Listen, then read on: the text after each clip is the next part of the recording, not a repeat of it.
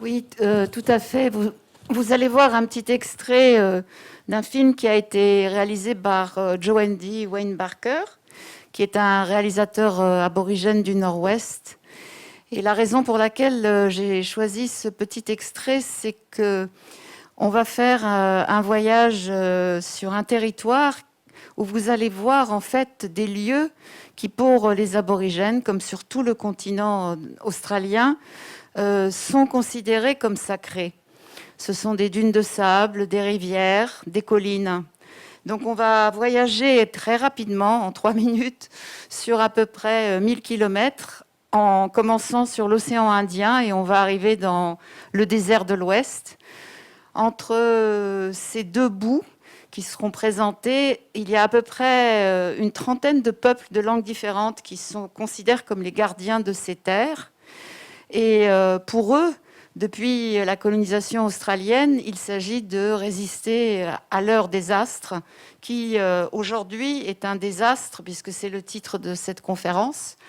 Les actions pour résister au désastre est un désastre qui nous touche tous sur la planète, dans la mesure où la transformation de l'environnement par certains choix économiques de ces 2 derniers siècles font que la vie est en danger pour beaucoup d'espèces vivantes, y compris les humains, et que cette terre telle qu'elle est maintenant et dont les aborigènes ont pris soin pendant des milliers d'années nous interpelle, ça nous alerte aujourd'hui par rapport à nos modes de vie. Et plutôt que seulement ces peuples aborigènes et les autres peuples autochtones du monde qui représentent près de 5% de la population mondiale et qui donc partout ont été colonisés par des empires différents, ils ne font pas simplement nous inspirer par rapport à notre réflexion sur comment préserver, prendre soin de cette planète, mais c'est surtout que très souvent, les dangers qui menacent leurs terres et qui sont déjà actuellement en train de détruire les terres, comme vous avez vu les méga-feux en Australie il y a 2 ans, les grosses extractions minières qui détruisent donc à la fois des terres, mais aussi les eaux, puisque ça pollue donc les drainages souterrains. Tout cela nous concerne aujourd'hui dans d'autres pays, particulièrement dans les territoires d'outre-mer français comme la Guyane, et c'est une des raisons pour laquelle j'ai consacré un chapitre à cette question dans mon livre, à la Guyane. Et puis aussi ici, dans l'Hexagone, en France, il y a beaucoup de mouvements, notamment le mouvement des soulèvements de la terre et de gens, de citoyens de la société civile qui se mobilisent pour justement empêcher la destruction des terres, la bétonisation massive, les grands projets inutiles qui détruisent tout, comme par exemple le projet qui avait heureusement été annulé de l'aéroport de Notre-Dame-des-Landes, pour lesquels les paysans de la région de Loire-Atlantique et beaucoup de soutien à travers la France se sont mobilisés pendant 50 ans. Et donc, on y reviendra tout à l'heure. Mais partons donc pour commencer en Australie.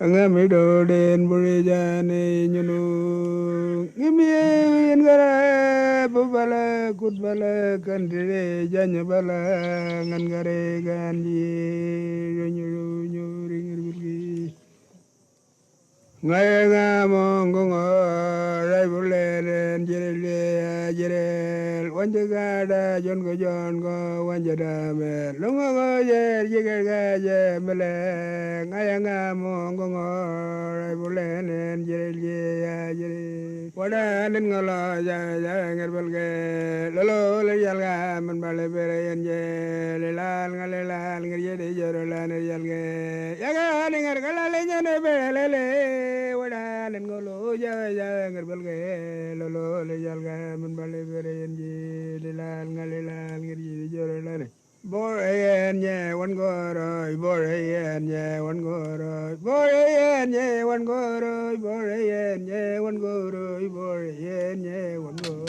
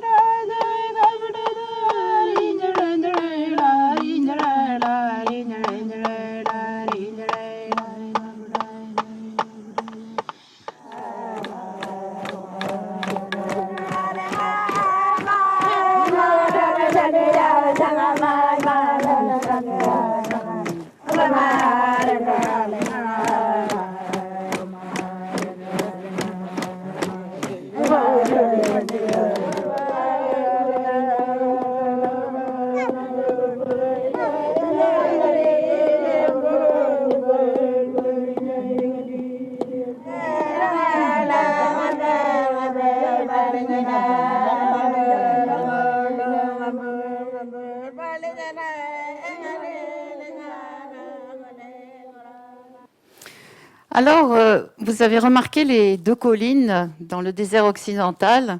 Ce sont donc des sites sacrés. Il y en a des milliers en Australie qui, pour les aborigènes, sont des traces de leurs ancêtres, à la fois des ancêtres des humains, des animaux, des plantes, ou bien du vent, comme la tornade qu'on a vu passer, ou du feu, ou de la pluie, ou des étoiles.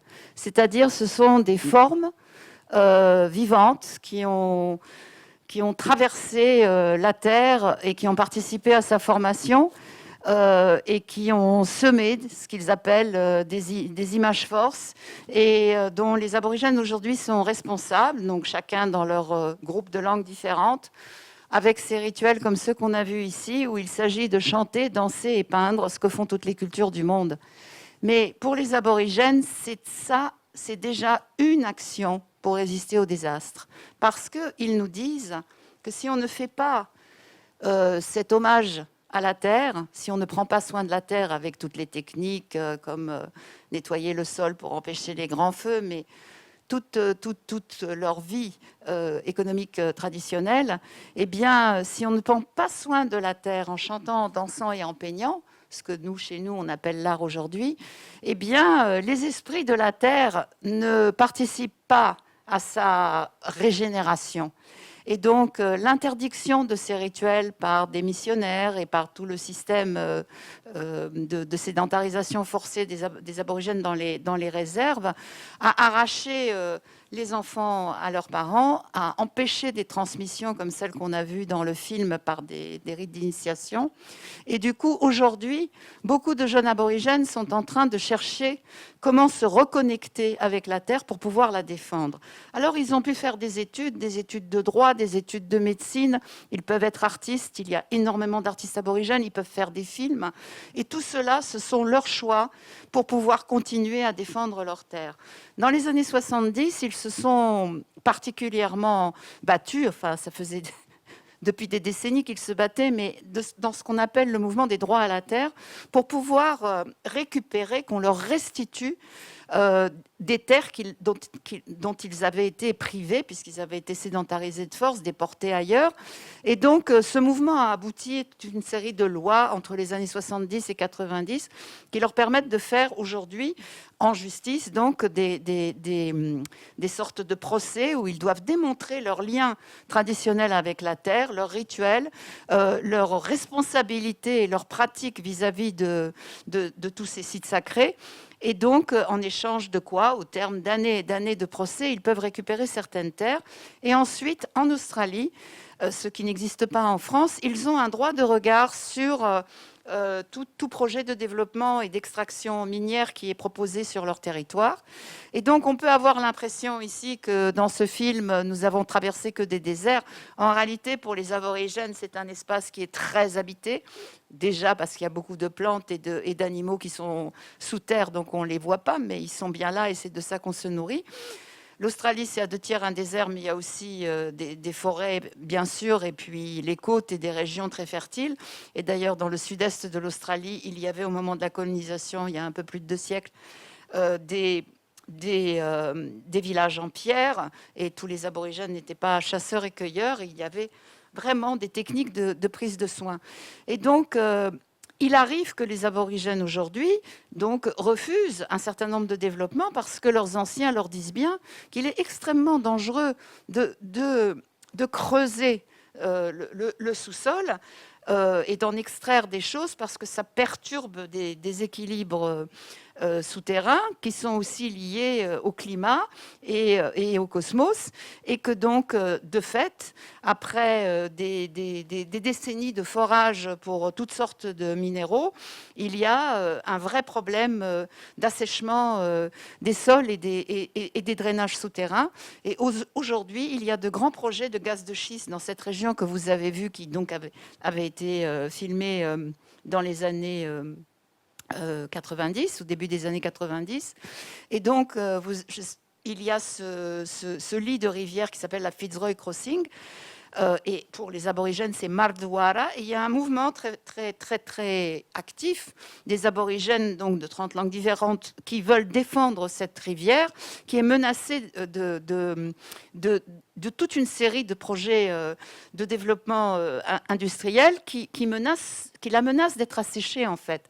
Et ce problème de l'assèchement des rivières, c'est quelque chose qui nous touche beaucoup ici en France.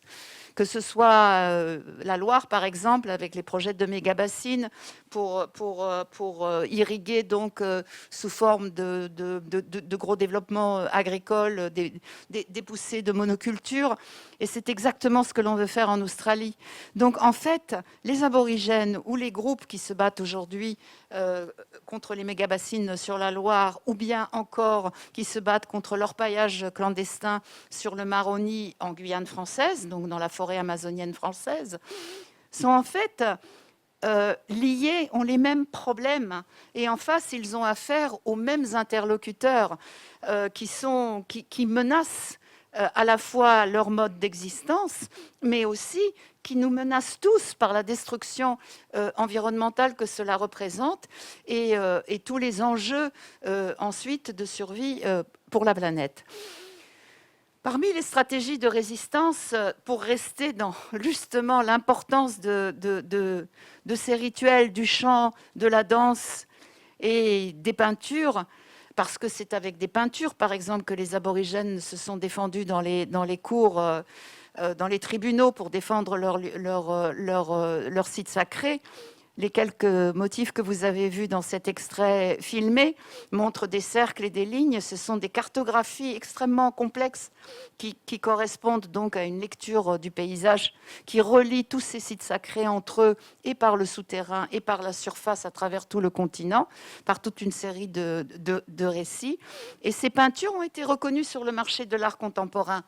Et c'est grâce à cette reconnaissance par des musées et des établissements comme celui-ci aussi, à travers le monde, qu'il y a eu un retour en Australie et qu'on a pris au sérieux un certain nombre de leurs revendications et de ces liens spirituels qu'ils ont avec les lieux, la peinture. Mais en musique aujourd'hui, il y a aussi, comme ailleurs, hein, en Guyane c'est pareil, en Amérique du Nord aussi, en Polynésie, dans le monde entier, il y a des jeunes descendants des peuples autochtones qui ont choisi la musique, quel que soit le style de musique, pour aussi faire passer leurs revendications. Et plus que leurs revendications, proposer des façons de prendre soin de la terre, des humains et des non-humains. Et je vais vous passer un petit extrait d'une chanson qui s'appelle « Colors of my people », les couleurs de mon peuple. Les couleurs de mon peuple, c'est le rouge de la terre et du sang des massacres, le noir pour le peuple qui est de peau noire, mais qui, au bout de 3 générations de métissage, peut avoir la peau blanche. Et pourtant, ces jeunes qui ont l'air blanc se revendiquent comme aborigènes quand ils ont une grand-mère aborigène, comme ma fille Nidala, que vous allez entendre chanter. Et le jaune, c'est la couleur du soleil et de l'espoir. Et ces 3 couleurs ont été composées en 72 par des militants aborigènes pour faire un drapeau qui réunit les 500 groupes de langues différentes à travers le continent. Ils ont planté ce drapeau devant le Parlement de Canberra, en Australie, et ils ont sur un parasol, et ils ont appelé ça la tente ambassade. C'est-à-dire qu'ils ont marqué dans les années 70 le fait qu'ils étaient considérés comme des étrangers dans leur propre pays, et comme ce que moi j'appelle des réfugiés de l'intérieur. On y reviendra. Merci pour le second film. Or maybe red is for our passion, and yellow is for the joy in our song, and black is for the dark storm brewing. Injustice, here we go, brother. Remember, you are kind. Oh, and sister, you are powerful, oh Lord. Brothers, don't listen to them. You are capable of moving mountains. Oh, and sisters, don't shy away. Your voice is authority. Oh, black is for my people, and yellow is for the sun, and red is for the ochre that stains my skin and dances in my blood. Or maybe red is for our passion, and yellow is for the joy in our song, and black is for the dark storm brewing. Injustice, here we come. Bawalan lian bin mar walga lian yanga bawalan mami janan oh walga mawande. Black is for my people, and yellow is for the sun, and red is for the ochre that stains my skin and dances in my love. So maybe red is for our passion, and yellow is for the joy in our song, and black is for the dark storm brewing. Injustice, here we go.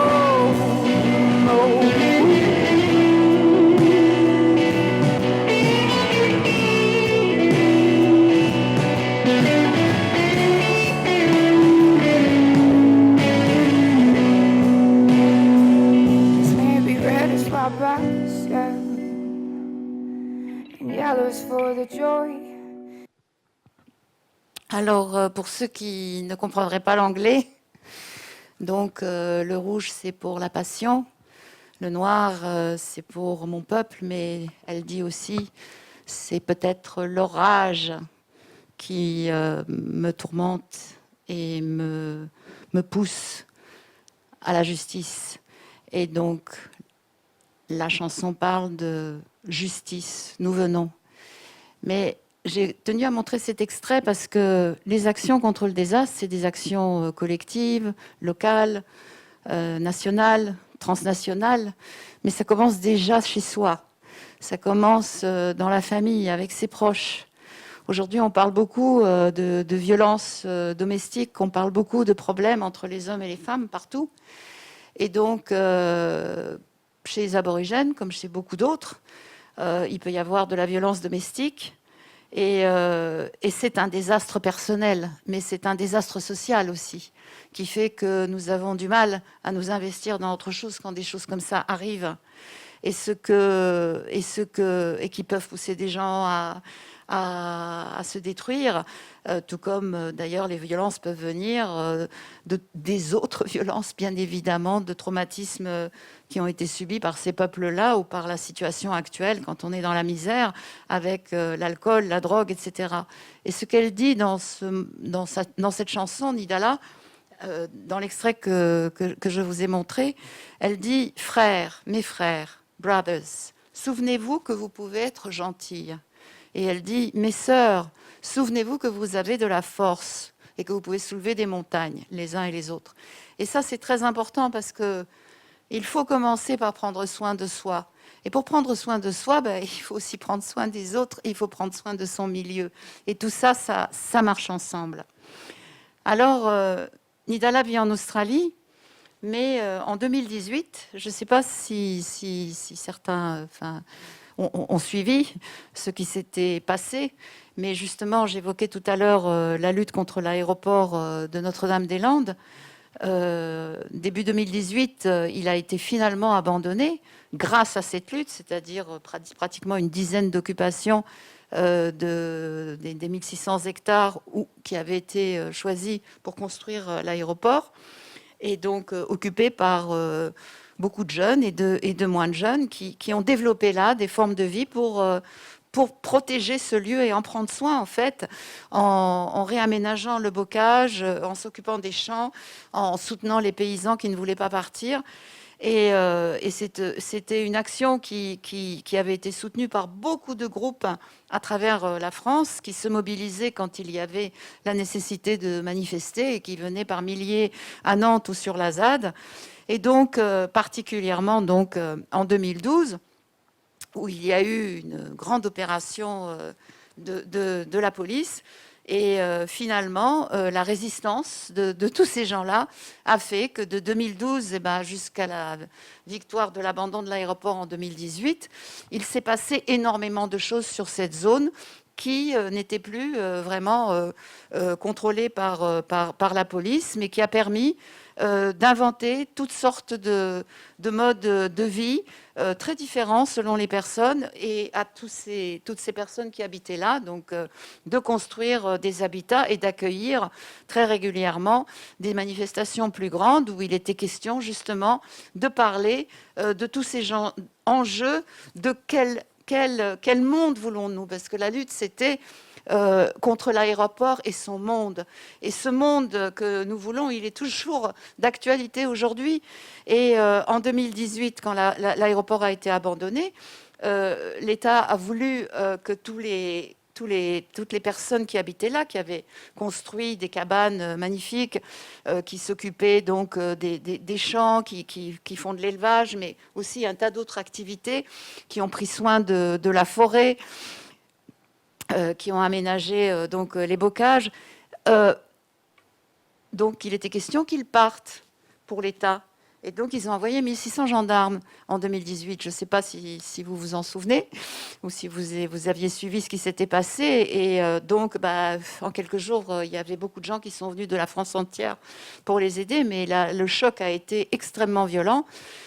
Puisqu'il y a eu des blindés qui sont arrivés, qui ont détruit des parties qui ont détruit la moitié des habitats, donc une trentaine de cabanes ont été détruites, et beaucoup de gens ont été blessés. Il y a eu des milliers de grenades qui ont été lancées, et finalement, un accord a été passé pour que ceux qui avaient encore leurs cabanes non détruites présentent des projets agricoles. Et ce qu'ils ont fait, en échange de quoi ils ont eu d'abord des conventions d'occupation précaires qui sont devenues un bail à l'époque donc de 9 ans, enfin en 2019, un an plus tard. Donc voilà, pour pouvoir continuer leurs activités. Ils y sont toujours et ils organisent beaucoup de choses. Mais en 2018, quand il y a eu cette terrible intervention policière, et que donc tous ces habitants étaient vraiment complètement déchirés par ce qui venait de se passer sur ce qu'ils appellent la ZAD, la zone à défendre de Notre-Dame-des-Landes. Eh bien, nous y sommes allés avec Nidala et en fait, c'était moi pour présenter un film sur les aborigènes et puis que c'est que j'avais fait un montage d'archives puisque je travaille en Australie depuis 40 ans. Et Nidala était là et les gens étaient très faibles, sous le choc de ce qui venait de se passer. Ils avaient à peine dormi pendant un mois. Et ils avaient énormément travaillé pour ces projets aussi, pour pouvoir rester sur les lieux.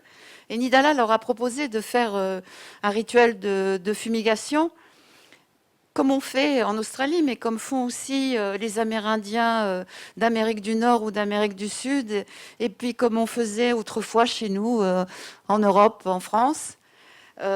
Par exemple avec la sauge, donc là à Notre-Dame-des-Landes il y a de la sauge qui pousse comme dans plein de régions en France, et donc on a été cueillir de la sauge et donc on a fait cette fumigation, donc la fumée des plantes dites qui sont des plantes médicinales, hein. La sauge est une plante médicinale qu'on trouve aussi chez les Amérindiens, qui sont utilisées comme telles par les Amérindiens des plaines. Et donc, voilà, l'odeur de la sauge, mais aussi la fumée, est considérée comme faisant du bien au corps, à l'esprit, mais aussi au milieu. On peut faire une fumigation dans sa maison, par exemple.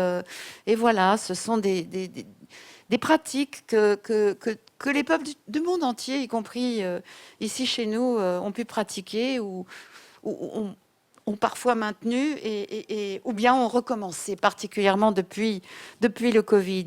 Voilà.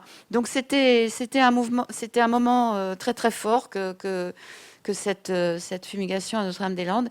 Mais ce que je veux dire, c'est que en fait, un peu partout en France et ailleurs, hein, dans le monde, il y a des gens qui sont en train de réinvestir, de réinventer parfois des rituels. Il y a pour pouvoir arriver à retrouver ce lien entre eux et les plantes, les animaux et le milieu. Et cette façon de faire pour retrouver ces esprits de la terre dont nous avons, d'une certaine façon, été coupés par voilà, les choix qui ont été faits dans la société moderne avec l'industrie, avec la dévalorisation des savoirs paysans. Toutes les choses qui, aujourd'hui, sont en train de reprendre de la valeur. Déjà, au niveau international, à l'ONU, ça fait des décennies que l'on valorise les savoirs autochtones qui étaient décriés par les missionnaires ou au début par une certaine vision, par exemple, de la médecine qui considérait que tout ça, c'était n'importe quoi, que c'était des superstitions. En fait, non, on découvre qu'il y a énormément de savoir chez tous ces peuples traditionnels, y compris dans nos campagnes, et qu'il faut les revaloriser. Et particulièrement depuis la pandémie, il y a beaucoup de gens qui ont réinvesti ces choses-là. Par exemple, dans le Limousin, on a sorti avec nos étudiants, et Geneviève Prévost, qui est par ailleurs une sociologue, qui a aussi fait un livre formidable que je vous conseille, qui s'appelle Le quotidien politique, où elle valorise dans ce livre, en faisant référence à ce qu'on appelle le mouvement écoféministe, tous ces écrits qu'il y a eu et surtout toutes ces démarches qu'il y a pour revaloriser ce que les femmes font dans un contexte domestique et qui peut ne pas être considéré, n'est pas pris en compte par l'économie, mais qui en fait, depuis la nuit des temps, a permis à plein de sociétés de survivre et continue aujourd'hui. Donc, Geneviève Prévost. Mais nous avons sorti ensemble ce collectif, donc avec nos étudiants du master d'études environnementales de l'EHESS, Ça s'appelle Des énergies qui soignent en montagne limousine. Et là, on était parti faire une enquête dans le cadre du master d'études environnementales. Et on a eu la chance de rencontrer des personnes donc, qui justement s'investissent dans le soin de manière très différente. Ça peut aussi bien être des choses qui sont traditionnelles et puis des choses, des formes qui sont réinventées aujourd'hui. Mais en tout cas, qui travaillent sur les énergies qui viennent de l'eau, de la terre. Et voilà, ça fait du bien à tout le monde. Et c'était une expérience extrêmement forte pour nous et nos étudiants qui est restituée dans ce livre. Alors, que se passe-t-il dans le Limousin? Certains d'entre vous le savent sûrement. Mais bon, en fait, ce n'était pas que dans le Limousin. Mais aujourd'hui, dans le Limousin, c'est là que ça reste le plus actif parce qu'ailleurs, ça a été détruit. Même ici, dans la région parisienne, partout en France, il y avait des sources. Des sources déjà avant la christianisation de l'Europe, où les gens allaient pour se soigner. Bon, alors avec la christianisation, certaines de ces sources ont été associées à des saints, comme par exemple évidemment Lourdes, mais ces eaux-là, elles sont pas arrivées avec le christianisme, elles existaient là avant. Donc aujourd'hui, on parle de miracles chrétiens, mais avant, en fait, les gens ne disaient pas que c'était des miracles, c'était juste que ces sources-là étaient des sources qui peuvent soigner. Et elles soignent encore. Et elles sont spécialisées.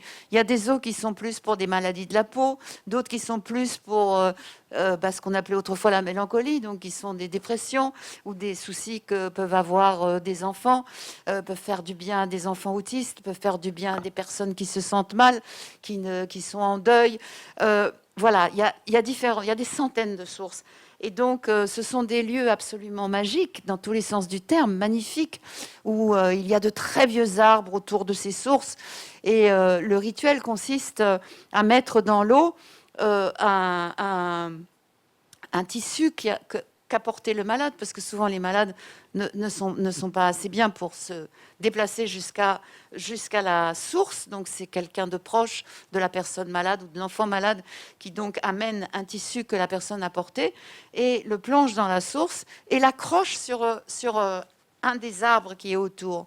Et donc ces lieux sont extrêmement émouvants parce que l'on voit des centaines et des centaines de vêtements accrochés les uns sur les autres depuis des générations et qui sont devenus une sorte de peau des arbres avec toutes les couleurs comme ça de terre. Et donc, le principe de ce rituel, c'est que une fois que l'on a fait ça, la personne se sentira mieux. Alors, je dois dire que j'ai fait cette démarche pour une amie très chère qui avait le cancer et à qui on donnait à peine 3 mois pour nous quitter. Et j'ai fait ce rituel et c'était il y a 2 ans et elle est toujours parmi nous. Et elle a bien sûr aussi été soignée autrement, mais les médecins avaient été surpris de voir que son état s'améliorait. Alors moi, je dis toujours, je suis anthropologue, on est censé, dans l'anthropologie définie classiquement, s'occuper entre autres des croyances. Alors, bien sûr, on peut travailler sur des tas d'autres choses. Moi, je n'aime pas le mot croyance, parce que pour moi, il ne s'agit pas de croyance, il s'agit de confiance. Et c'est pour ça que je sois en Australie, en Guyane, dans le Limousin ou n'importe où ailleurs, c'est les démarches que font les personnes pour arriver à mettre en lien leur souffrance et leur milieu et être sensible à tout ce qui y vit, qui fait qu'il y a des choses qui marchent. Et donc, l'essentiel, c'est que ça marche. Que ça passe par tel système culturel ou religieux ou juste des gestes. L'important, c'est de ne pas oublier que l'esprit et la matière ne sont pas séparés. Beaucoup de sagesse autochtone, que ce soit les aborigènes ou les Amérindiens, et notamment en Guyane française, les Kali'na, les Wayana, etc., nous disent que, en fait, on ne peut pas séparer l'esprit et la matière. L'esprit est dans la matière. Et dans la matière, il y a une mémoire de toute l'histoire, en fait, pas seulement de l'humanité, mais de la planète. Et donc, il y a des pratiques qui font qu'on est plus sensible à cette mémoire. Pour les aborigènes, on a accès à cette mémoire en rêve. En rêve, on n'est pas juste en train de revivre quelque chose qui se transforme avec des images bizarres qu'on aurait vécues dans la journée ou les journées précédentes. En rêve, on communique avec la mémoire de la Terre. Et donc, selon le lieu où on dort, il y a quelque chose de la mémoire de ce lieu-là qui vient de nous nourrir, qui apparaît sous forme de certaines images et certains sons, d'où l'importance aussi des chants, et qui, pour tous les peuples, hein, et qui donc nous envoie des messages. Et c'est ainsi d'ailleurs que les aborigènes, par exemple, se réveillaient en ayant de nouveaux motifs à peindre sur le corps, de nouveaux chants, parce qu'ils avaient entendu des choses en rêve qu'ils partageaient collectivement et qu'ils associaient aux lieux qu'ils avaient vus en rêve. Alors depuis la pandémie aussi, il y a eu beaucoup de travail collectif sur les rêves. Déjà pendant le confinement, quand les gens étaient ensemble, mais il y a un mouvement comme ça.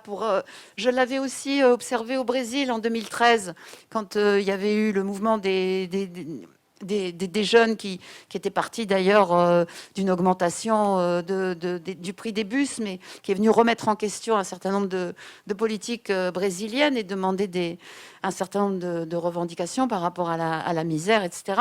Et donc, là aussi, il y avait des pratiques de se raconter les rêves au réveil, comme font les aborigènes, et pour voir, parce que en fait, du point de vue aborigène, ça c'est une leçon qui est intéressante, le rêve n'est pas quelque chose d'individuel, c'est pas juste donc la mémoire du lieu, c'est aussi quelque chose que l'on comprend si on peut le partager avec d'autres. Donc, pas juste un analyste quand on va en psychanalyse sur un divan, mais avec d'autres personnes, par exemple, qui ont dormi au même endroit. Chacun se souviendra de choses différentes.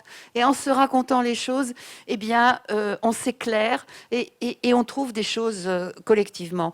Donc, c'est, disons, une prise en charge comme ça, thérapeutique, collective, mais quotidienne, qui peut se faire au quotidien, mais juste pour arriver à être sensible à ce qui est un peu invisible et qui peut nous faire beaucoup souffrir, aussi bien individuellement que familialement ou collectivement. Voilà, donc à Notre-Dame-des-Landes, aujourd'hui, il y a eu une très bonne nouvelle, il y a récemment, c'est qu'en fait, en 2018, donc quand ceux qui étaient là-bas ont pu rester sur place et développer leurs projets agricoles et d'élevage, eh bien, a été créé la Terre en commun. C'est un fonds de dotation, donc collectif. Il y a eu un appel pour que les gens qui voulaient soutenir la suite de cette lutte donnent ce qu'ils avaient envie de donner. Ce n'était pas pour des personnes individuellement, c'était donc un fonds de dotation pour pouvoir, quand ce serait possible, racheter les terres qui sont donc sur cette zone qui avait été occupée pour pouvoir continuer à développer ce projet collectif. Et donc, il y avait notamment aussi, je vous ai dit tout à l'heure, des paysans qui étaient là et qui avaient refusé les indemnités et qui n'avaient pas voulu partir de leurs terres quand il y avait le projet d'aéroport. Et donc, notamment un endroit qui, pendant toute la lutte et jusqu'à aujourd'hui, est appelé l'auberge des culs de plomb. Et donc, c'est que les zadistes ont retapé pour le couple de paysans qui vivaient là. Et voilà, c'est un lieu qui a pu être racheté grâce au fonds de dotation il y a donc le mois dernier, ou peut-être juste à la fin de l'année.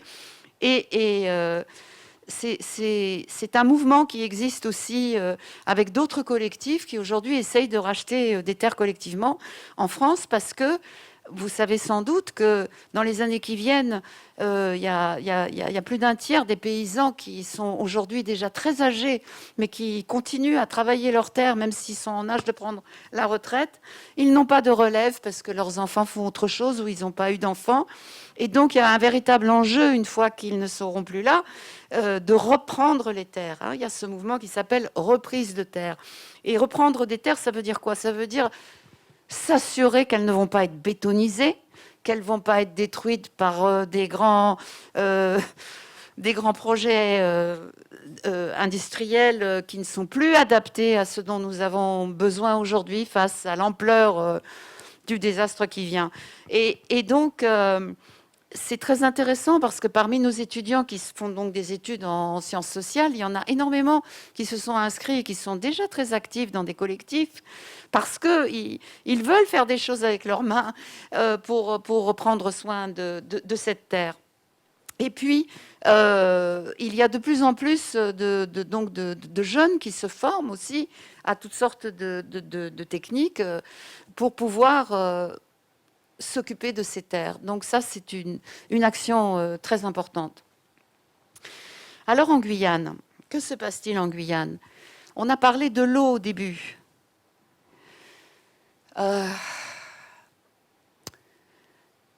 L'Amazonie est traversée par un fleuve qui s'appelle le Maroni, par l'Amazonie guyane française, et qui fait la frontière avec le Brésil et le Suriname. Ce fleuve est tout à fait extraordinaire. Grâce à lui, des communautés amérindiennes et bushilingués, qui sont les descendants des Africains qui avaient été déportés d'Afrique aux Amériques pour être esclavagisés, mais qui se sont enfuis et en 1, 2, 3, parfois même 4 siècles, ont développé des sociétés en Amazonie en faisant des alliances avec des Amérindiens. En Guyane française, on les appelle les bushilingués, mais il y a 6 peuples de langues différentes qui ont développé une langue, qui ont un savoir de la forêt. Voilà. Donc toutes ces communautés vivent sur le fleuve et étaient et pourraient continuer à être en autarcie alimentaire en faisant les abattis comme font les Amérindiens dans la forêt pour faire pousser du manioc et d'autres plantes, en chassant et en pêchant les poissons. Mais aujourd'hui, ils ne peuvent plus pêcher les poissons parce que l'eau du fleuve est complètement empoisonnée par le mercure. Et d'où vient le mercure? Le mercure est illégal, mais est utilisé pour l'orpaillage clandestin. Et il y a énormément de clandestins qui viennent du Brésil ou du Suriname pour aller chercher de l'or. Et depuis plus de 20 ans, les Amérindiens en particulier essayent de demander au gouvernement français, puisque la Guyane française est un département, de faire quelque chose. Et toutes les actions qu'il peut y avoir de gendarmes ou parfois militaires contre ces orpailleurs qui sont dirigés par des mafias armées extrêmement dangereuses, qui aussi pratiquent le trafic de drogue, etc., sont en train de détruire ce territoire qui est français, cette Amazonie qui est essentielle comme poumon de la planète pour nous tous. Et l'État ne fait rien. Et l'État, en plus, abandonne aussi une partie de cette population d'Amazonie par rapport à l'éducation, par rapport à la santé. Ça fait des années que les Amérindiens demandent une réponse par rapport au désarroi de leurs jeunes qui se suicident. Il y a eu une commission du Sénat qui a fait une enquête. C'était déjà en 2015. Dont la restitution proposait toute une série de recommandations qui ne sont pas prises en compte. La première chose que demandaient les Amérindiens, c'est que dans leur village, il y ait des collèges. Parce que les enfants, en âge d'aller au collège, puis au lycée, sont envoyés en ville, très loin, donc ne reviennent plus voir leurs parents. Je veux dire, c'est très loin, c'est-à-dire c'est très cher déjà de se déplacer. Entre le Maroni et la côte, il n'y a pas de route. On ne peut pas traverser l'Amazonie par la route, il faut passer par le fleuve, et c'est très long, et c'est très cher, ou les avionnettes, etc. Et puis surtout, ils sont souvent maltraités quand ils sont tout jeunes, venant de la forêt, mis dans des familles d'accueil. C'est un vrai scandale. Il y a en ce moment une enquête aussi pour l'Hexagone, avec des scandales, comme vous le savez, pour les EHPAD, pour les personnes âgées, mais aussi pour les enfants placés en famille d'accueil. Là, ce n'est pas des enfants qui n'ont pas de parents, ce sont des enfants qui sont en famille d'accueil parce qu'ils vont au collège ou au lycée.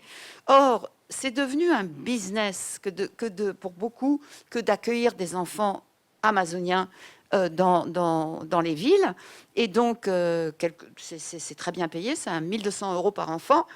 Il y en a qui ont jusqu'à 5 enfants, mais qui dans certains cas, n'utilisent pas du tout cet argent pour s'occuper des enfants et les maltraitent. C'est un vrai problème. Il y a aussi de la maltraitance à ce niveau-là. Voilà. Donc moi, quand je parle de désastre, je lis tout.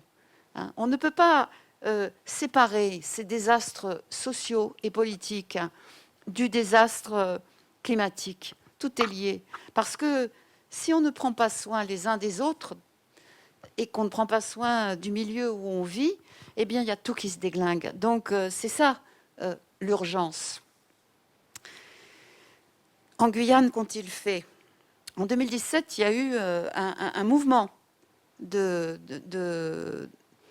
un soulèvement populaire à travers tout le département, qui est immense comme un pays, où se sont retrouvés des gens très différents, aussi bien les Amérindiens qui sont minoritaires, puisqu'ils sont à peine 5% de la population aujourd'hui, les Bushinangés qui sont plus nombreux, 20% je crois, et puis les Créoles, et puis toutes les vagues de migrants qui sont là. Il y a des gens de partout en Guyane.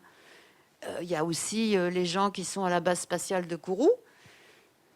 Voilà, il y a une majorité de tous ces gens-là qui n'ont pas forcément les mêmes problèmes, qui ont fait un mouvement social, c'était avant les Gilets jaunes ici dans l'Hexagone, et qui donc ont demandé que l'État fasse quelque chose par rapport au fait qu'il abandonne complètement cette région. Et donc, il faut dire, l'État a pris peur. Il a même été question de fermer la base spatiale. Ensuite, il a fait beaucoup de promesses à la Guyane et notamment aux Amérindiens. Et les Amérindiens, depuis les années 80, ils ont été colonisés. Donc, il y avait 30 tribus de langues peuples de langues différentes il y a 500 ans en Guyane française, qui n'étaient pas françaises. Mais avec la colonisation française, il n'en reste aujourd'hui que 6. Les autres ont été soit massacrés, soit sont morts d'épidémie. Mais ceux qui ont survécu ont eu des mouvements comme les aborigènes. Et grâce à ces mouvements amérindiens, ils ont demandé des droits en tant qu'Amérindiens dès les années 80. Il y a une très célèbre déclaration de Félix Tuka qui avait été adressée au gouvernement. Et qu'est-ce qu'ils demandaient dans les années 80 et qu'ils demandent toujours aujourd'hui? Comme les aborigènes, c'est qu'on leur restitue la terre. Et non pas qu'on leur restitue la terre parce que ça exclurait d'autres gens de s'en servir, mais qu'eux puissent s'en occuper pour en prendre soin et non pas la laisser détruire par leur paillage ou d'autres projets, comme il y en a au Brésil, qui détruisent l'Amazonie dans tous les sens. Vous savez, l'Amazonie française, c'est le plus grand tronçon de forêt amazonienne qui reste, qui n'est pas découpé par des routes. Parce qu'au Brésil et les autres pays limitrophes qui ont aussi l'Amazonie, il y a des routes pour le développement partout, qui sont faites de manière complètement chaotique par des grands propriétaires et aussi des mafias pour faire, par exemple, des champs de soja que nous achetons pour nourrir nos bœufs ici. Avons-nous besoin de faire ça? C'est pas sûr, hein? C'est pas sûr. Il y a des mouvements qui militent aussi pour que ça s'arrête, ce genre de choses, parce qu'on a beaucoup plus besoin de la forêt. En tout cas, que demandaient les Amérindiens? Ils demandaient la restitution de leurs terres. Et dès les années 80, ils ont particulièrement évalué qu'il leur fallait, pour pouvoir continuer à vivre comme donc de la forêt, 400 000 hectares. 400 000 hectares, ce n'est pas grand-chose par rapport à l'Amazonie. Et c'est leur terre. C'était leur terre. On leur a promis à plusieurs reprises de leur restituer. En 2017, ça a été écrit sur le papier. Et puis, il y a eu la pandémie. Et c'est toujours pas fait. Mais ça a été écrit sur le papier. Et ils continuent à lutter pour ça. Mais surtout, ils continuent à lutter contre le fait que depuis la pandémie, il y a eu plein de feux verts qui ont été donnés de licences minières pour différents projets de développement. Et notamment au village de Canopy. Il y a un mouvement très fort là en ce moment. C'est que ce village s'est vraiment organisé pour essayer de développer une manière autonome de vivre. Et on leur impose, les travaux ont commencé, une immense centrale électrique qui va détruire la forêt, leur mode de vie, la biodiversité de la région, être un danger pour le fleuve aussi. Voilà, donc ça c'est une lutte qu'en tant que Français, on devrait soutenir, parce que les Amérindiens de Canopy, c'est des Français aussi. Mais ils sont aussi soutenus par d'autres autochtones, les Amérindiens qui sont de l'autre côté des frontières. Et ils sont aussi soutenus par les aborigènes.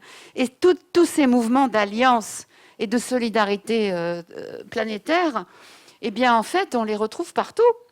Par exemple, en ce moment, en Australie, il y a une mine gigantesque qui a été rouverte et agrandie, qui s'appelle Adani, et de charbon. Alors que les Australiens ont abandonné le charbon pour eux.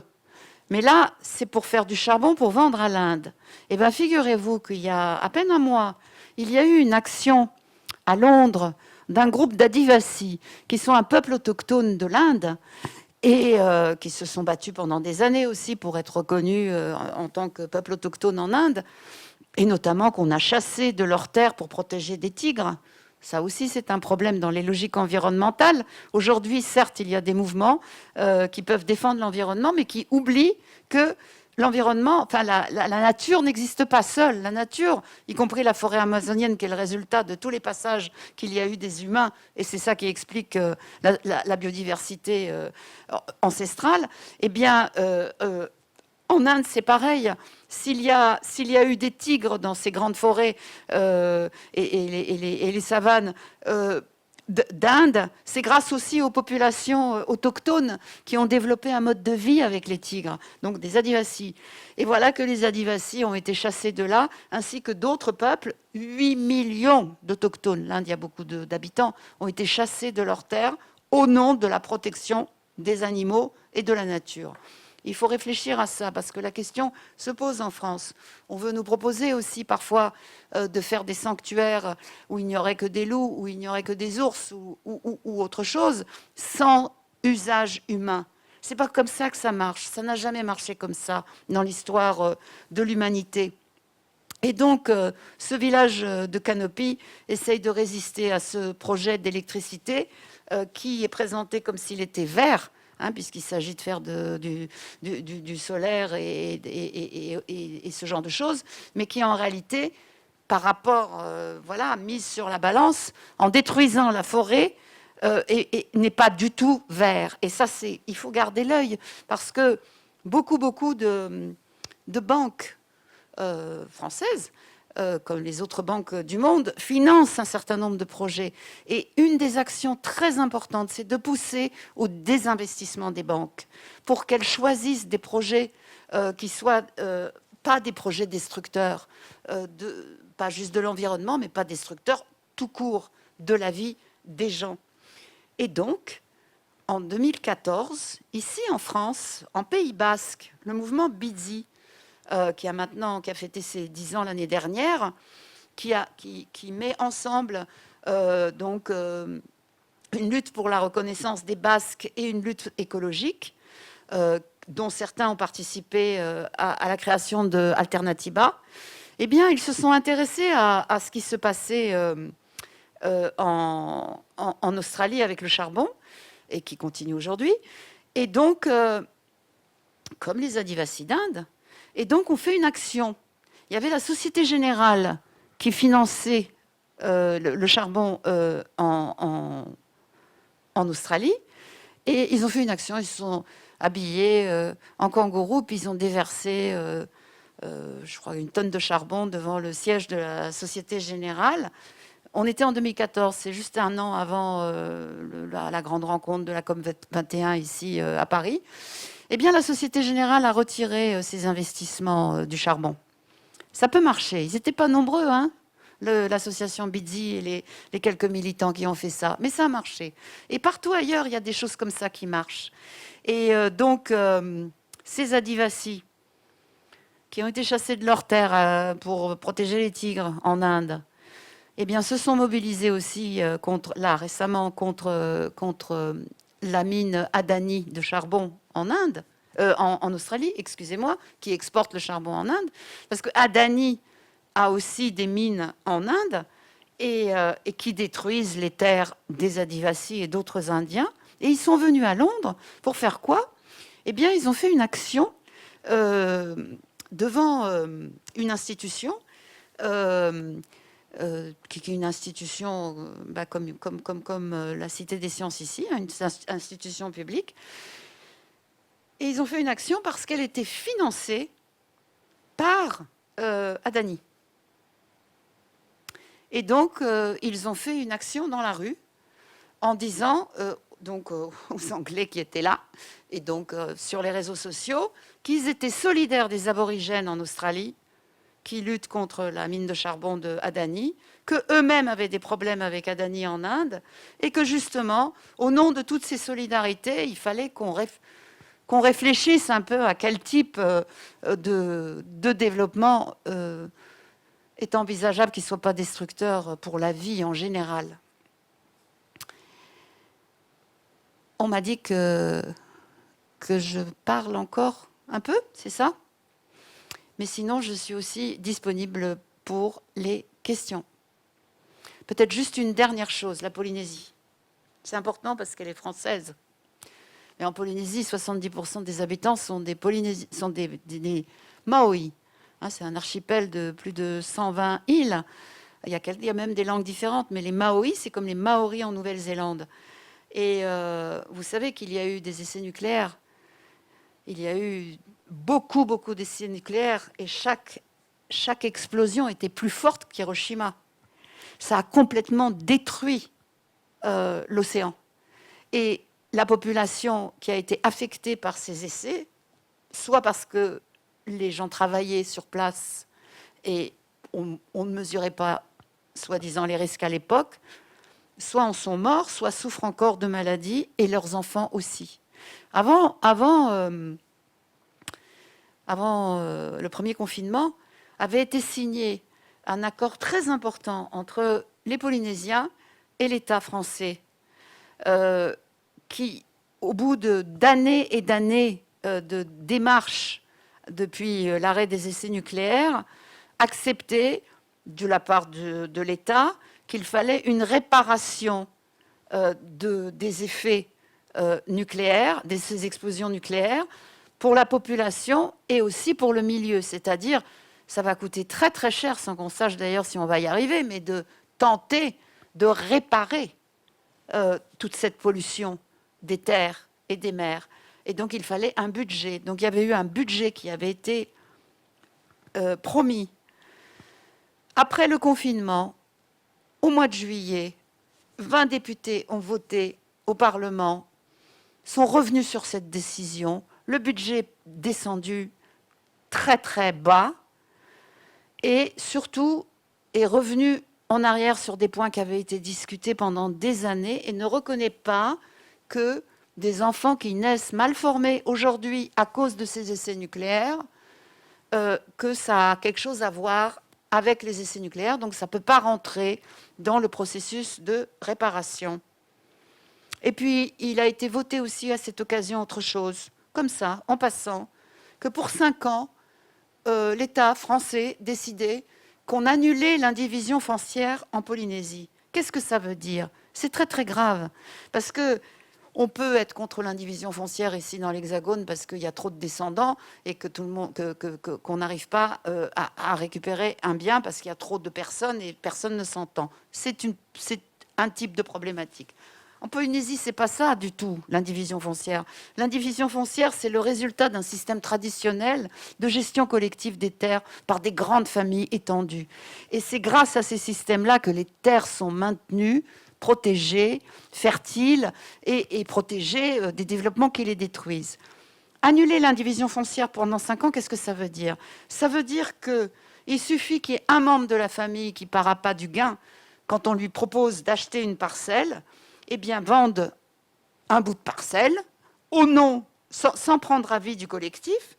Et donc, ces terres en indivision jusqu'à présent peuvent être démantelées pour des projets qui vont complètement détruire ce qui reste encore, parce que beaucoup a déjà été détruit à cause du changement de vie complet qu'ont apporté les essais nucléaires, puisqu'on a construit des routes, on a fait plein d'infrastructures, on a donné beaucoup d'argent aux Polynésiens pour qu'ils arrêtent de vivre comme ils vivaient avant. Or, aujourd'hui, comme pour beaucoup d'autres régions, il y a des tentatives d'inventer d'autres manières de faire. Par exemple, le Centre des métiers d'art à Papeete donc forme des artistes, mais aussi leur donne un apprentissage ou encourage des formations qu'ils font ailleurs pour justement aussi être autonomes de petites structures qui prennent soin de la terre et de l'océan, ou des transports avec des techniques maritimes plus ancestrales, etc. Et tout ça, c'est une réflexion qu'on retrouve aussi à travers tout le Pacifique. Il y a 33 pays différents, la plupart sont indépendants, sauf la Nouvelle-Calédonie, qui est toujours française, et la Polynésie, qui est toujours française, et la moitié de Samoa, qui est américaine. Tous les autres pays sont indépendants dans le Pacifique. Bon, voilà, je suis prête pour les questions.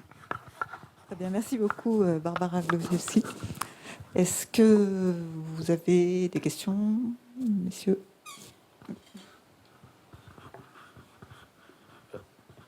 Au point de vue de l'Australie, il y a un problème ils ont détruit presque toute la biodiversité à cause des feux. Il y a eu un problème. Oui. Alors, vous parlez des méga-feux. Des méga-feux, oui. Oui.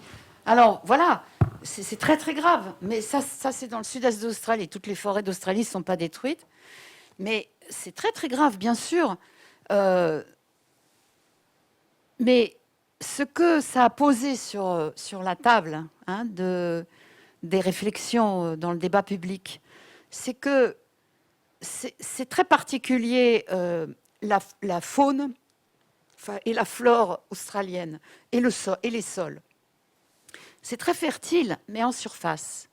Le fait qu'avec la colonisation, on a importé des bœufs avec de gros sabots et qu'on a développé la culture des céréales importées aussi, qui sont venus supplanter, ou tenter de supplanter, de manière aussi violente que les humains à l'égard des aborigènes, de supplanter la faune et la flore native, c'est-à-dire par exemple les kangourous, ou bien plus de 120 espèces de céréales australiennes natives et les aborigènes que les aborigènes mangeaient.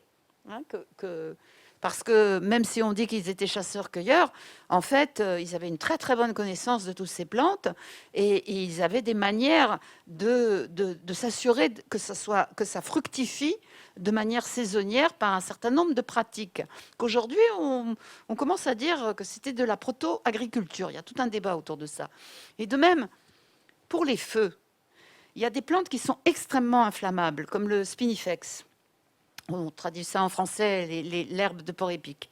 Eh bien, il faut absolument brûler le spinifex quand ce n'est pas la saison sèche, pour que, au moment de la saison sèche, quand ces herbes très inflammables peuvent prendre feu même toutes seules, avec les reflets du soleil, etc., eh bien, il n'y ait pas des magas-feux. Or, pendant très longtemps, on a empêché les aborigènes de prendre soin de la terre. D'abord, ils ne pouvaient plus aller partout où ils allaient avant.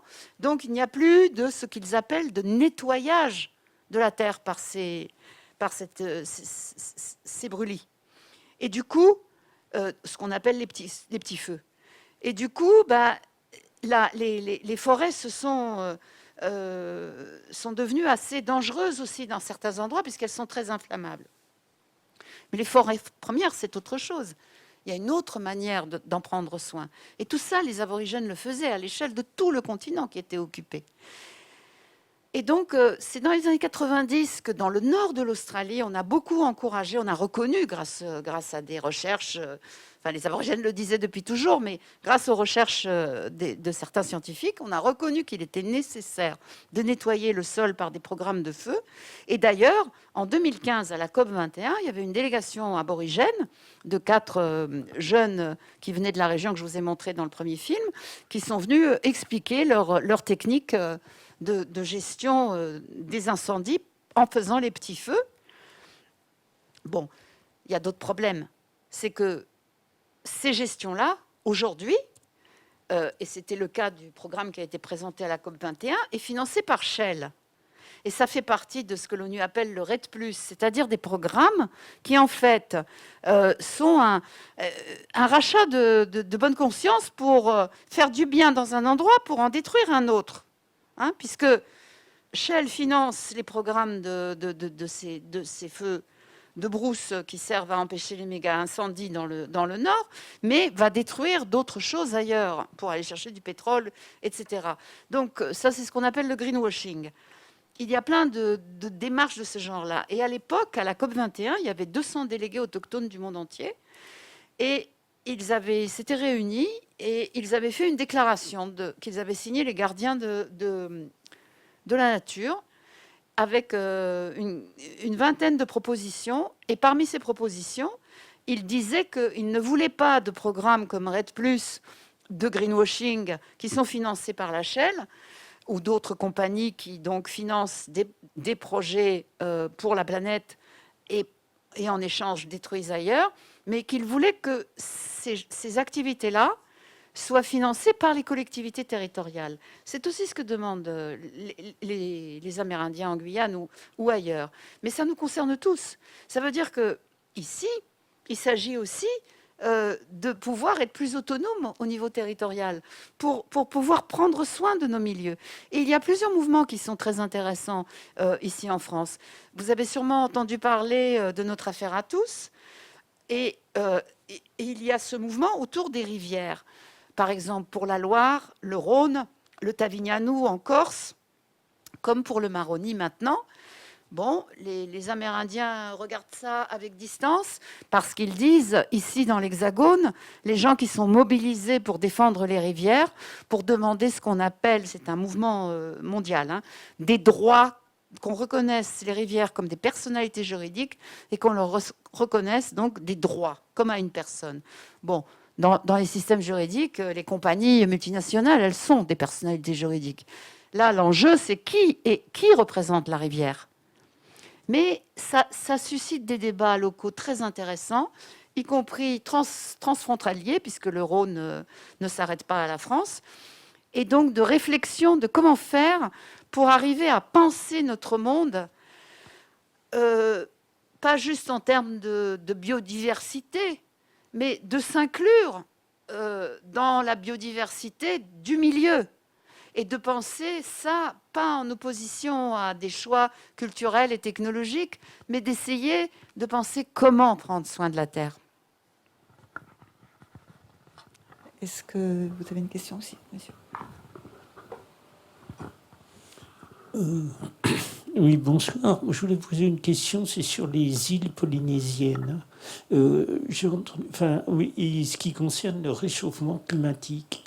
Je crois que vous n'en avez pas bien parlé, c'est dire que je pense qu'il y a des îles même qui risquent de disparaître à cause de la montée des eaux et tout ça. Enfin, qu'est-ce qu'il en est ?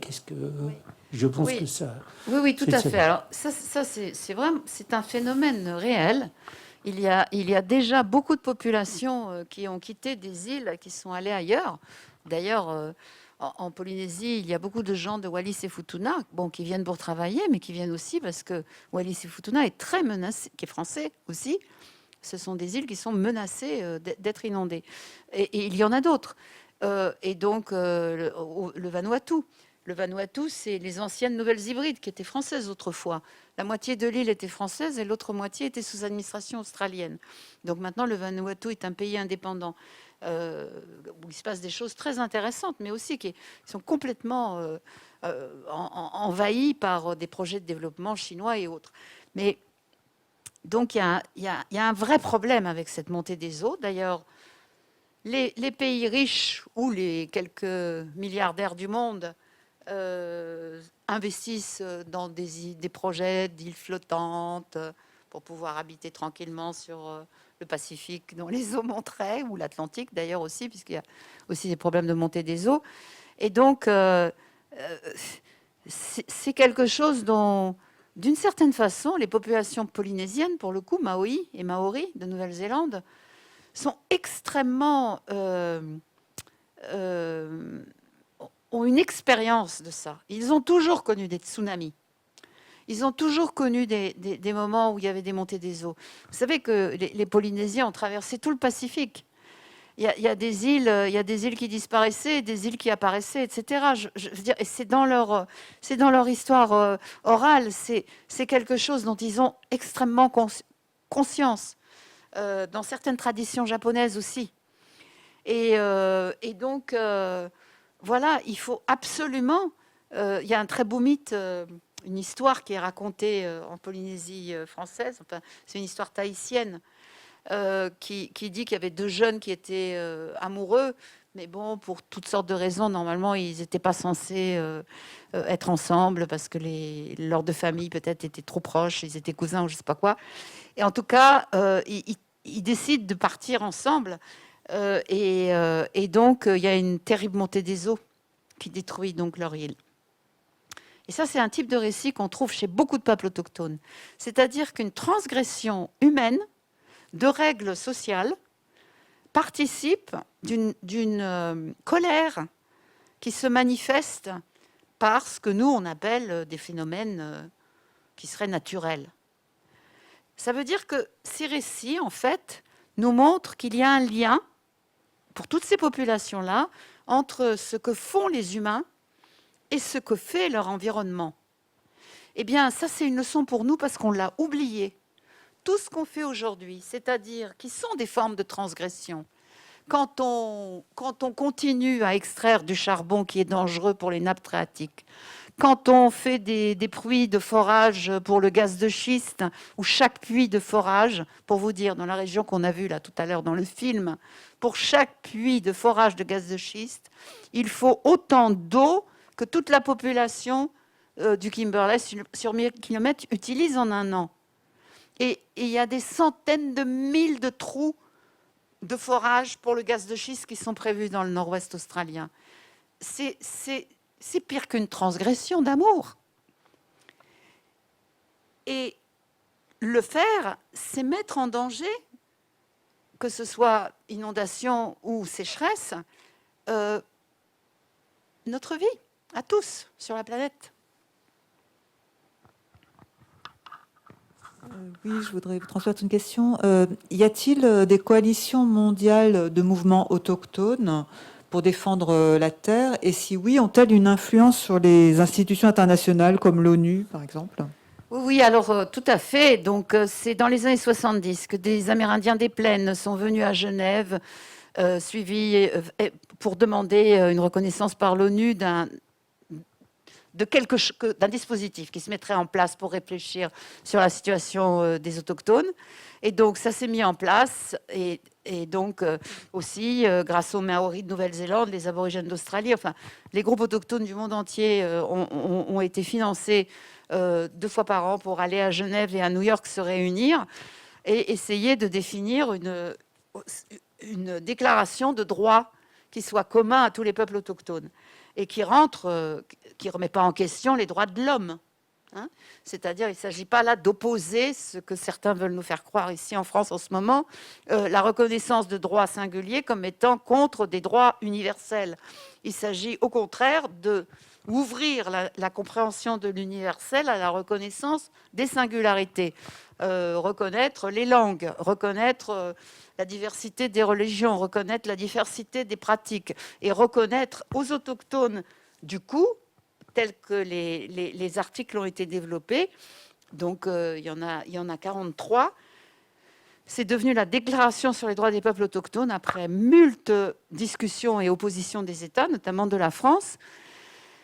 En 2007, ça a été signé à l'ONU par tous les pays de l'ONU, sauf l'Australie, la Nouvelle-Zélande, les États-Unis et le Canada, qui, quand ils ont changé de gouvernement, donc Obama aux États-Unis ou Kevin Rudd en Australie, donc 1 an plus tard, 2 ans plus tard, ont aussi accepté la Déclaration sur les droits des peuples autochtones. Elle n'est pas contraignante, mais c'est un outil et c'est presque une arme dans certains cas. Alors, il y a des travaux passionnants qui ont été faits. Je vous recommande notamment de regarder, de rechercher sous le nom de Irène Bélier, qui avait créé un programme européen qui s'appelle SOGIP, dans le cadre duquel elle a publié beaucoup de livres collectifs avec des spécialistes du monde entier sur ce qui s'est passé depuis l'adoption de la déclaration sur les droits des peuples autochtones, mais c'est effectivement un mouvement. Ensuite, il y a le mouvement après, il y a des alliances plus régionales. Donc, la question, c'était coalition. Alors, il y a une alliance de tous les 33 pays du Pacifique. Comme j'ai dit tout à l'heure, la plupart sont indépendants et ce sont des autochtones qui ont réussi à se libérer de la colonisation. Et il n'y a que donc la Nouvelle-Calédonie, la Polynésie et la moitié de Samoa qui ne sont pas indépendantes. Donc eux se réunissent aussi, ont des forums économiques, des forums des arts du Pacifique où ils discutent d'économie, d'éducation, de santé, de politique, etc. Et bon, mais ils dansent, ils chantent et ils peignent. Donc, il y a des choses comme ça. Il y a aussi un mouvement transaméricain, donc transamazonien. Et par exemple, la France s'est longtemps opposée à ce que les Amérindiens de Guyane française, donc d'Amazonie française, puissent participer aux rencontres de cette alliance amazonienne des autres pays de l'Amazonie, que pourtant la France finance. Mais ils ont demandé à l'organisation ça s'appelle la COICA, de cette organisation qui réunit tous les peuples amazoniens, qui depuis des années voulaient que des Guyanais les rejoignent. Eh bien, quand ça a été fait, la France a envoyé une lettre au COICA en disant que en aucune condition ne pouvait être utilisé l'argent qu'ils donnent pour les Amérindiens de France. Voilà. Donc, il y a du pain sur la planche pour les luttes. Et en ce qui concerne, je vous ai parlé de l'orpaillage clandestin et avec le mercure qui continue à être très très grave parce que depuis la pandémie, il y a encore plus d'orpailleurs clandestins. Mais il y a aussi d'autres problèmes qui sont le cyanure, avec des grands projets d'orpaillage officiel industriel. Bon, on ne va pas rentrer dans les détails, mais il y a eu une très grosse lutte qui a été particulièrement menée par le mouvement de la jeunesse autochtone de Guyane, qui se sont mobilisés ainsi que d'autres habitants de Guyane. Il y a eu le mouvement hors de question, OR, c'est un jeu de mots, hors de question, l'or, à ces conditions, qui se sont mobilisés contre un grand projet que le gouvernement avait accepté de consortium russo-canadien qui allait détruire une partie de la forêt pour faire de l'orpaillage industriel. Ce projet a été abandonné aussi avant la pandémie, mais pendant la pandémie, il y a eu un autre projet qui, lui, venait des États-Unis, qui s'appelle Espérance. On est vraiment en plein fantasme de l'Eldorado. L'autre montagne d'or est là, l'Espérance. Et donc, pareil, un immense projet industriel. Donc, la montagne d'or a été abandonnée parce qu'il y a eu une mobilisation, alors coalition ou pas, mais il y a eu une trentaine d'ONG locales et une centaine d'ONG mondiales en France, par exemple, la Fondation France Liberté, qui soutiennent ces mouvements de défense de l'Amazonie contre sa destruction par l'orpaillage industriel ou d'autres développements qui détruiraient la forêt. Est-ce qu'il y a une autre intervention ? Moi, j'ai une petite question. Est-ce que c'est pas un paradoxe justement peut-être de constater que toutes ces actions qui détruisent l'environnement peut-être revitalisent tous ces mouvements autochtones ou tous ces peuples autochtones qui peut-être ont énormément souffert dans leur histoire. Est-ce que il y a une espérance dans ce sens-là ?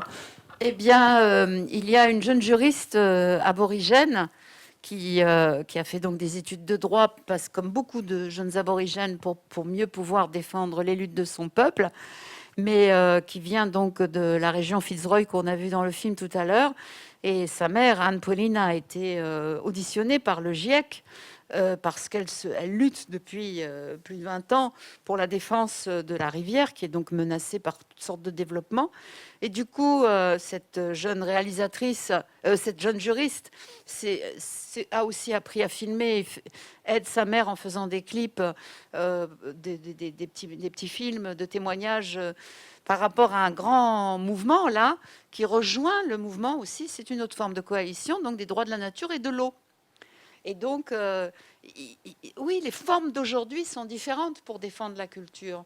Mais très franchement, s'il n'y avait pas eu tous ces développements destructeurs des terres, et s'il n'y avait pas eu la spoliation des terres par la colonisation et la destruction de leur culture, eh bien, elles seraient tout simplement vivantes. Et ça ne veut pas dire qu'elles seraient comme elles étaient il y a 500, 300 ou 100 ans. Ça voudrait dire que les gens auraient continué à créer et à répondre à leurs problèmes divers, climatiques, sociaux, etc. Donc voilà, c'est ça la vie. Très bien, je pense que s'il n'y a plus d'intervention, si, encore, monsieur. C'est un petit peu à la suite de ce que dit. Est-ce que, parce que vous dites, ils sont, pour la plupart, vous dites, enfin, certains ne sont pas indépendants. Est-ce que vous pensez que s'ils devenaient maintenant indépendants, qu'il faut qu'ils demandent leur indépendance, ça arrangerait les choses, ça serait plus facile pour eux, ou c'est pas lié, ou qu'est-ce que vous en pensez de ça? En Nouvelle-Calédonie, il y a beaucoup de gens qui demandent leur indépendance. Donc, tel que ça a été présenté, le dernier référendum,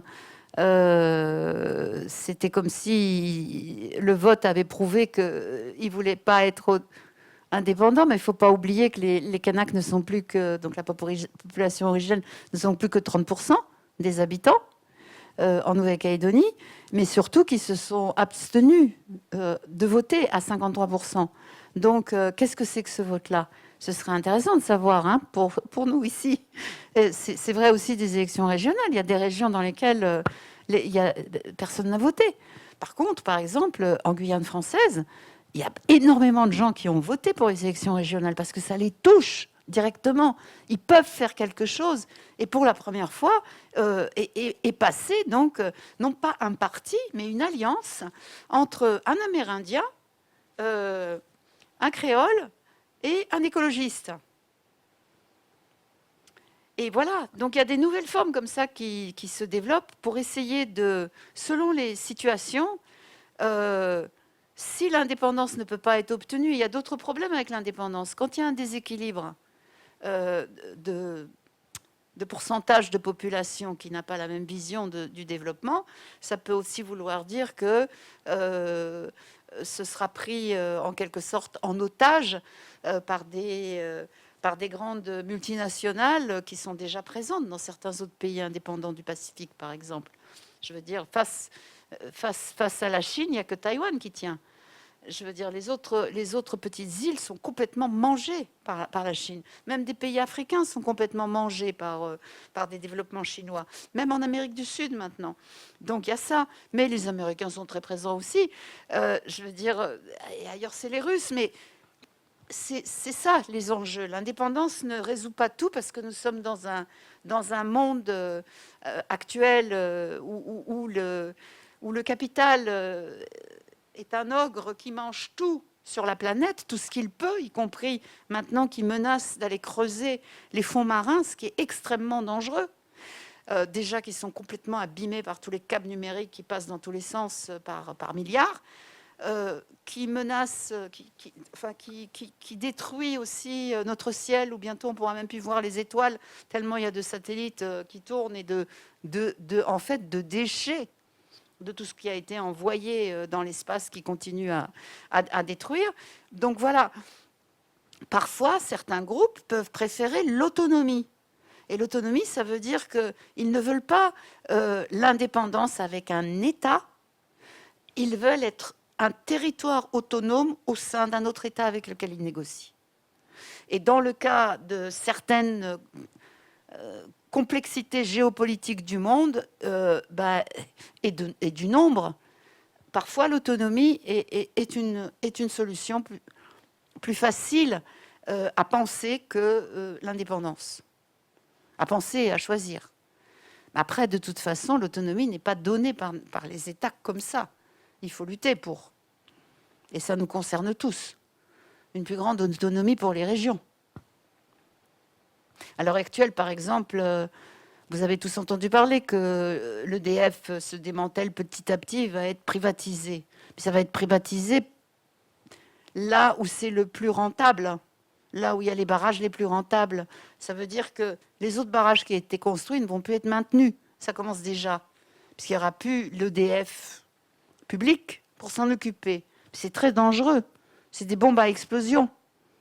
Parce que tel que ça fonctionnait, le système de l'électricité en France, il y avait un certain nombre de scientifiques qui travaillaient pour l'EDF, qui avaient une vision générale de ce qui se passe en France. Et donc, qui voyaient les liens qu'il y a entre ce qu'on appelle les différentes biorégions. Donc aujourd'hui, c'est essentiel que les collectivités territoriales et que les habitants, la population civile des différentes régions s'intéressent à toutes ces logiques qui à la fois sont spécifiques à ces 8 régions de France qui correspondent à des bassins versants, hein, donc des grandes rivières, mais et aussi des liens qu'il y a entre les différentes régions, puisqu'elles se superposent. Et que tout ça soit pensé ensemble. On a du pain sur la planche. Je pense que c'est une très bonne conclusion. Merci beaucoup, Barbara Glusewski, et bonne soirée à tous.